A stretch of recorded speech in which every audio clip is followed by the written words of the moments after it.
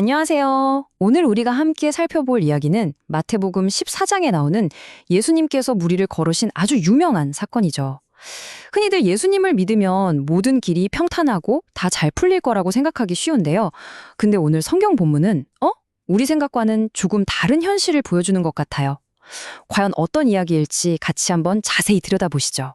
자, 그래서 오늘 우리가 함께 풀어봐야 할 핵심 질문이 바로 이겁니다.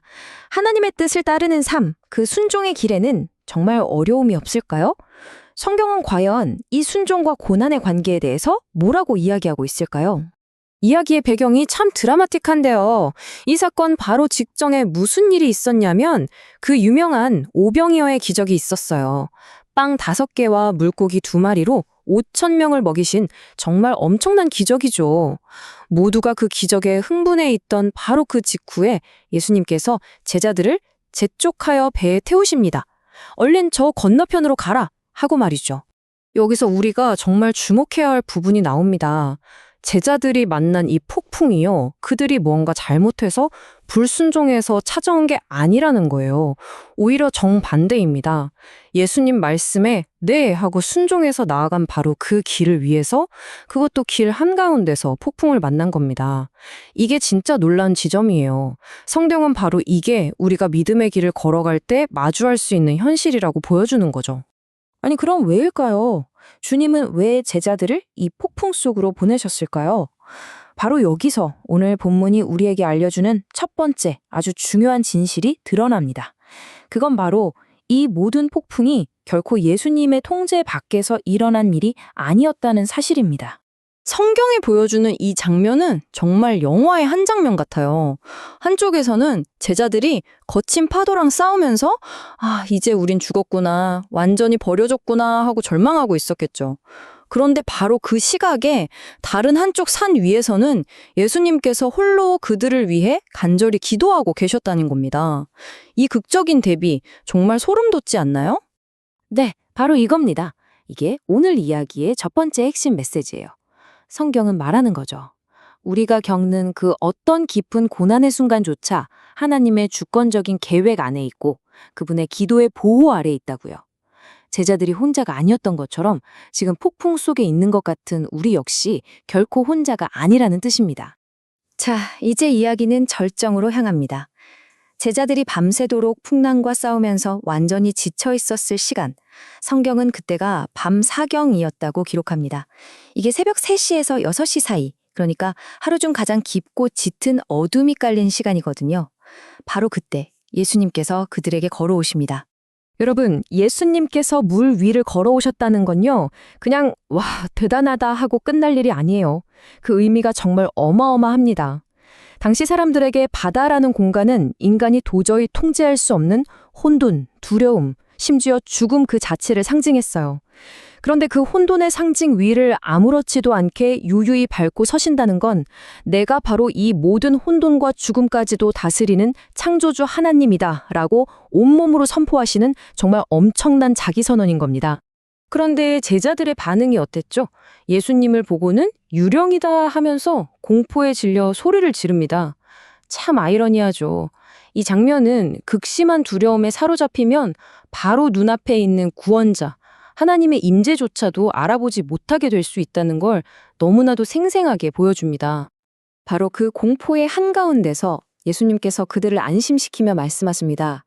그리고 이 짧은 한마디 안에 정말 놀라운 비밀이 숨겨져 있습니다. 여기서 예수님이 하신 나니 라는 말이요. 그냥 나야 걱정 마 이런 뜻이 아니에요. 원어인 헬라어로 보면 에고에임인데요. 이게 어디서 나온 말이냐면 구약에서 하나님이 모세에게 자신을 스스로 있는 자, 즉 I am who I am 이라고 당신의 이름을 계시하실 때 썼던 바로 그 표현과 똑같습니다.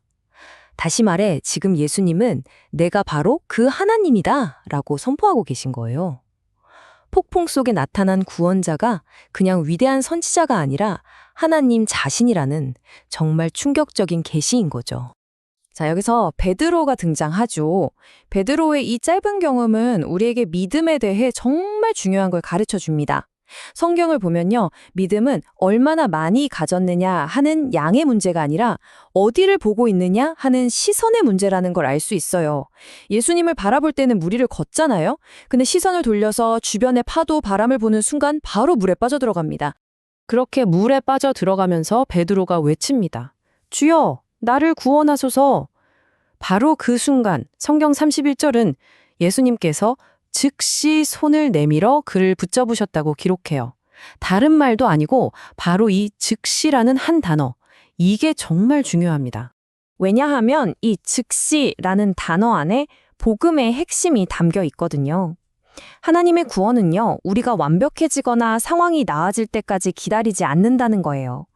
우리가 믿음이 흔들려서 물에 빠져들어가는 바로 그 실패의 순간, 그 연약함 속에서 주님 하고 부르짖는 바로 그 순간, 즉각적으로 임하는 게 바로 하나님의 은혜고 복음이라는 겁니다. 그럼 이제 이 폭풍우 치던 밤의 진정한 결말은 어떻게 맺어지는지 한번 살펴보겠습니다. 오늘 본문이 보여주는 이 순서를 정말 놓치면 안 됩니다. 폭풍이 잠잠해지고 나서 예수님께서 배에 오르신 게 아니에요. 반대입니다.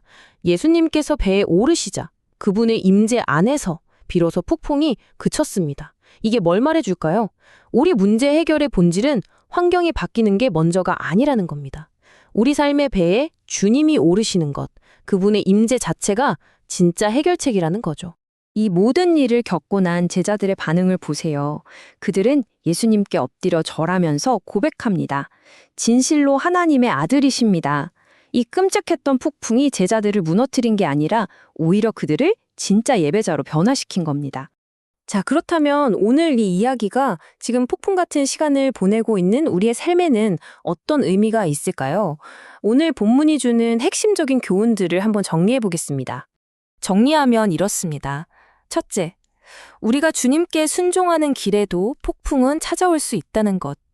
둘째, 하지만 바로 그 가장 깊고 어두운 고난의 한복판으로 주님은 직접 걸어오신다는 것. 셋째, 우리가 두려움 속에서 주님 하고 부르짖을 때 그분은 즉시 우리를 건져주신다는 것. 그리고 마지막으로 이 모든 폭풍의 경험은 우리를 파괴하는 것이 아니라 그분을 하나님의 아들이라 고백하는 진짜 예배자로 빚어가는 과정이라는 겁니다. 그렇다면 지금 여러분이 겪고 있는 삶의 폭풍 속에서 그게 가정이든 건강이든 직장 문제든 이 모든 진리를 알게 된 우리가 해야 할 일은 과연 무엇일까요? 성경이 주는 해답은 의외로 복잡하지 않습니다. 우리의 시선을 나를 집어삼킬 듯한 폭풍에서 돌려 그 폭풍 위를 걸어오시는 주님께 고정하는 것입니다. 그리고 믿음이 흔들려 물에 빠져 들어갈 때 베드로처럼 외치는 거죠. 주여, 나를 구원하소서. 오늘 본문이 우리 가심에 새겨주는 궁극적인 메시지는 바로 이것입니다. 우리 삶의 문제는 폭풍의 크기가 아니라 우리와 함께 배에 오르신 주님이 누구신가에 달려있다는 사실입니다.